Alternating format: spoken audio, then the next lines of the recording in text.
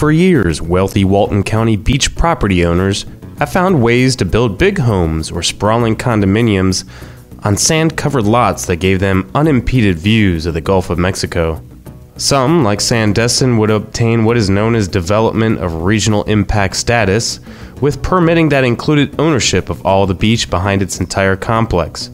Others, including former Arkansas Governor Mike Huckabee and now Walton County resident, would follow up on their home purchase by hiring an attorney to obtain what's called a quiet title. Quiet title is a court judgment extending the property lines from the toe of the dune upon which their house had been built to the mean high water line, effectively the Gulf water itself.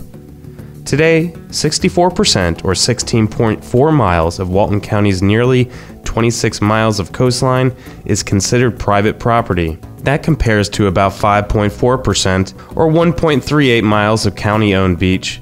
These figures haven't really fluctuated in several years, but the mood of the county and its residents has, particularly following last year's passage of controversial House Bill 631, which made coastal property rights a priority for homeowners and beachgoers alike, and resulted in a long, hot summer of squabbling over them. Now back to the quiet title. The Northwest Florida Daily News found 13 lots in the same subdivision that had secured title declarations in the 5 years before the Huckabees did so, and 7 others who have done so since. To obtain the title declaration, Huckabee and his neighbors were required to pay a $400 filing fee and $3 for every summons issued to resolve the matter. That's according to the Walton County Clerk of Courts. And while Huckabee has said more than once that he pays exorbitant property taxes to live where he does, he pays no more to own down to the mean high water line than he did before he secured the title to that slab of beach.